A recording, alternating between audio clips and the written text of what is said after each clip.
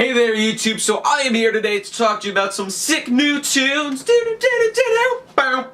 Anyways, getting into something that you guys actually care about. I'm going to be reviewing the album Everyday Robots by Damon Albarn, I think that's how I say it. And essentially, things you need to know about this. First of all, it's by the dude who you may know best as the frontman of Blur. Of course, Blur, you know, was big Britpop group around in the 90s. He's also, I'm familiar with Blur, I know lots of their stuff. I'm not too familiar with his other thing, which he was in Gorillaz, or still is in Gorillaz. Anyways, there's like holograms or something, and he's a singing dude with blue hair. To be honest, I don't know that much about it, something I don't like. That music's just, I haven't listened to it really, so that's all I know. But yeah, long story short, this is a guy that's been in the music industry for a long time. But surprisingly enough, this is the first time that he is releasing a solo album. And the only stuff I really know him from is Blur. And with Blur, you saw lots of poppy sounding songs, and you saw this and that. Of course, there were non-poppy sounding songs like "Shut Up, Facebook." Anyway, sorry. Messages. But no, so you saw lots of non-poppy sounding songs, like there was Beetlebum and all that, you know, sort of. So that they had some edgier stuff with Blur, but a lot of what they were famous for is like Park Life and this and that and all that fun jazz, which I said shut up, Facebook. Don't make me come over there. This is not professional at all, God. No, so like I was saying, it was, it's a lot poppier sounding, and while I was expecting not like a Blur 2 or anything, you know, I wasn't expecting it to sound like Blur, I was expecting some more poppy elements to it. But I was surprised by this album, because it is not in any means a pop album. There's not a single song on here that you would expect to find on a typical radio station. And for some people that may be a bad thing, because, you know, it is nice to have every now and then a song you can just get up and dance to, and there's not really any songs on here you can do that. But this album is very good in a different way. You don't have the poppy sounds anymore. Now it's a very mechanical sound. It's probably not the best way to explain it, but it's the best I can think of. And more than a get up and dance album, this is an album in which you want to just lie down and just stare at the sky and listen as this goes by.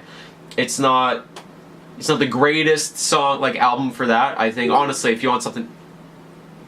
Do you hear that? Stupid face, but shut up. Shut.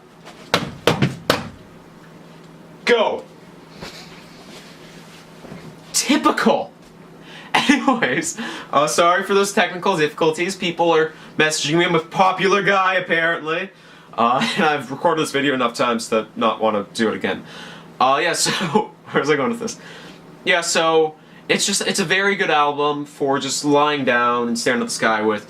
It's maybe not the best stuff for it. I think Exogenesis Symphony at the end of The Resistance by Muse is perfect for that. If you want something for that, that is exactly where to go. Or maybe hit yourself up with some Radiohead, that's where I like to go. But also, I'm now going to add Everyday Robots to the list.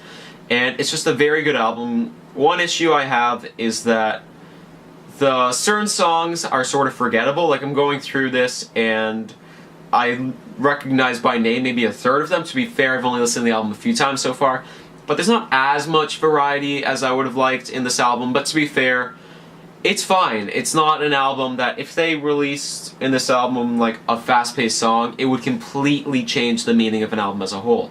It's just this it's slower paced, it's this mechanical sounding thing, and I mean that in the best way. I know when I say mechanical you think but it's good, and it's clear it's a solo thing. Like, the main focus is really his voice and the lyrics he's saying.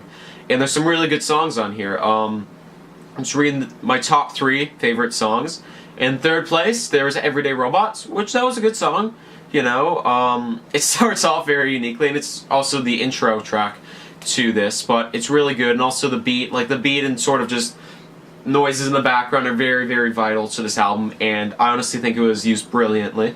Then there's the song Lonely Press Play, and that's good too. And now the song that I really like, this is the one song that I've gone back so many times, I've hit this again and again and again, and that's Photographs You Are Taking Now. It's a very good song. It's good. One small issue I have is it transitions from the singer's voice to another guy speaking, and it doesn't really work in the way that I think that he was going for. At least I don't feel like that. But yeah, overall, if you want like another Blur album, this is not where you want to go.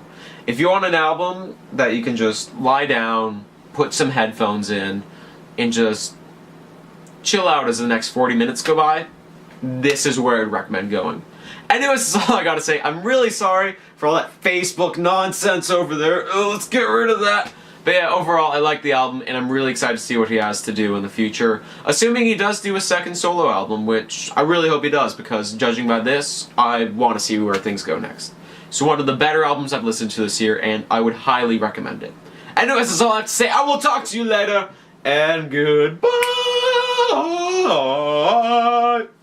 This is why I'm not a solo artist. Can't do the sing songs. I should leave now. Why am I swimming?